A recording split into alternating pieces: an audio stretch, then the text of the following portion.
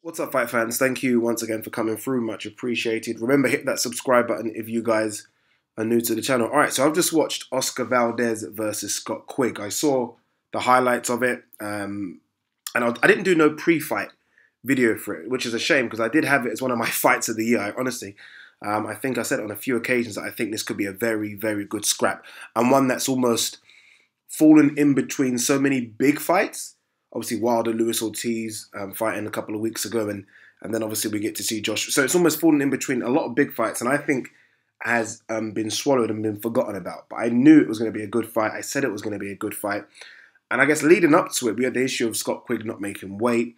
And that was supposedly down to a fractured foot, which Eddie Hearn and Scott Quigg, and I think even Freddie Roach had confirmed. So going into the fight, I thought there was going to be problems for Scott Quigg just because of that, right? Scott Quigg is almost, to me, the James Milner, if you're a football fan, you know what I'm talking about, the James Milner of boxing. And I know that Scott Quigg is as professional as they come, so him not making weight shocked me. So it made sense now why he didn't make weight. There was a reason that he didn't make weight. But nonetheless, the fight did take place. You know, one thing I want to just sort of get out there straight away. I'm not a big fan of Joe Gallagher. So much so I've been blocked on Twitter. Not because he's not a decent trainer, but I think that he got far too much props. There was a time when I think all these fighters were unbeaten and everyone was like, Joe Gallagher, trainer of the year. And I just thought, no, not for me, right? So when Scott Quigg left Joe Gallagher, I thought it was good for him. I thought Scott Quigg done well to kind of come out of that Joe Gallagher's gym, go over to America and let's see what you can do, right? Let's hear a different voice in the corner. Let's see some different training tactics. Scott Quigg, I think, is exactly the same. And that could be down to him not listening to instructions. That could be down to Freddie Roach not being the great Freddie Roach as everyone perceives. But Scott Quigg looked exactly the same. I didn't see any difference from the Scott Quigg that fought Carl Frampton, which was, 2.5 years ago or so, I think, to the Scott Quigg that fought Valdez last night. Freddie Roach, for me, has now become a celebrity trainer. And I think most people agree with this. You're going over to the Wildcard Gym and Freddie Roach just because of name value. Because in terms of a top trainer, he isn't that anymore. And that's not a bad thing. Some people just aren't what they used to be. I'm not saying Freddie Roach was never a good trainer, but right now, as it stands today, right now, I don't think Freddie Roach is a good trainer anymore. Should Scott Quigg have took the fight? A few people said he shouldn't have. Obviously, we know he struggled to make weight. There was a small fracture in the foot. He was going to be impeded. We probably weren't going to see 100% Scott Quigg. For me, you take the fight 110%. And here are the reasons. Firstly, I think most boxers say none of them go into the ring 100%. Is it as bad as a fractured foot? Probably not. But no boxer walks into the ring 100% because you put your body through it. For that sort of 10 to 12 week camp, sparring, hard strength and conditioning, the road work, everything. Your body cannot be 100%. You hope to go in a ring about 80, 90%. That's what you're hoping for. Even the weight cut takes it out of you. So boxers are never 100% going in the ring.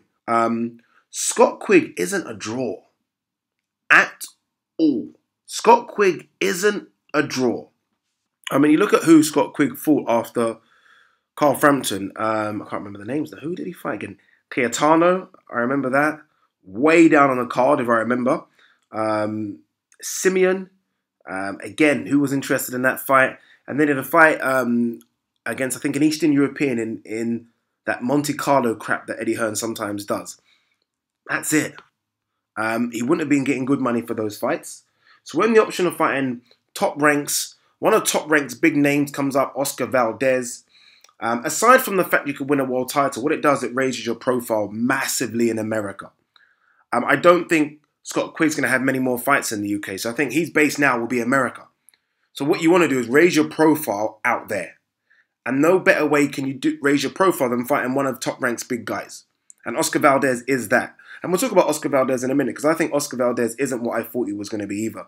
But that's how you raise your profile. You put on an exciting fight, and that's what they want over there. They want that. Win or lose, they want you to be in exciting fights. So he will get a call again. Now, they've got to be careful. What they don't want him to become is just an opponent. He's still got to be in that contender mix. I think Scott Quigg potentially still can win a world title, but he doesn't want to get the call every time they've got a fresh, unbeaten kid. No, let's put him in against Scott Quigg. He's got to be careful they match him so that he still is a guy that can win a world title, not just an opponent for someone.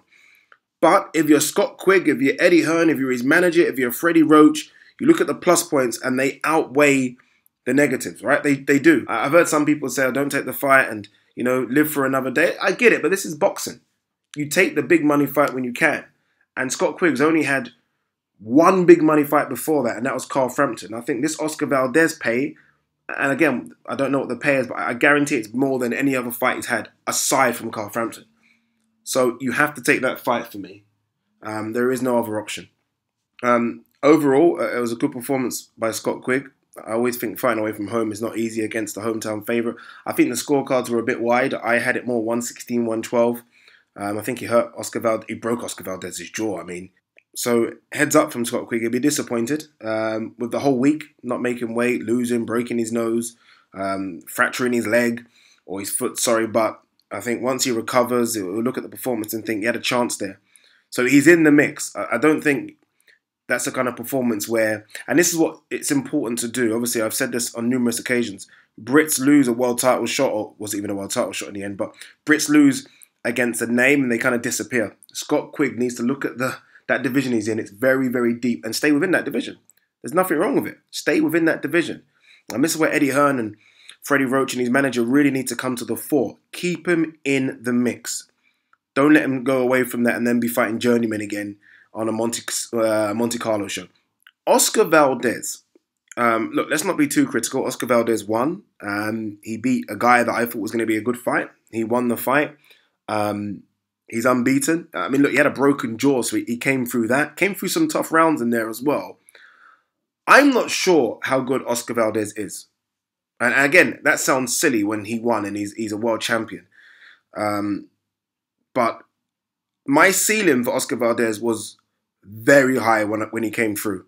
When he came through, I thought there's a chance that we could have something a bit special here. Again, there's nothing wrong with winning a world title and being that guy. But I thought he was going to be a bit more than that. I'm not sure.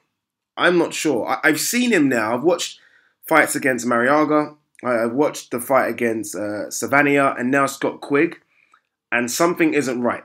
He likes to get involved too much. He's always in a dogfight. Doesn't use his boxing skills as I think he should. And that style of fighting to me doesn't last. Especially if you want to go through some of the weight divisions and you want to take on some of the best elite fighters. It doesn't work. And let's be honest, he still hasn't taken on an elite fighter yet. He's taken on good fighters. I mean, look, Gradovich is there. Obviously, Scott Quigg, I mentioned Mariaga. They're good fighters, but they're not elite fighters. Again, I don't want to be too critical. This guy's a world champion. But once you start looking at the elite in a division, Gary Russell Jr. is elite. Leo Santa Cruz is elite. Even Carl Frampton, I think, is still... These guys will, I think, exploit all his weaknesses and holes. And I think they'll beat him. If I'm being honest, I think they'll beat him. Even Abner Mars. I think Abner Mars beats him. So he's got to be very, very careful in terms of where they go next with him because they're obviously trying to build a star. Right? They're obviously trying to build a star there. And there is a star there, but for me, he gets involved too much. And for someone of his boxing ability, I think he needs to reassess what he's doing now. But guys, what do you think of the fight? Let me know. And all your other thoughts on the video. Peace.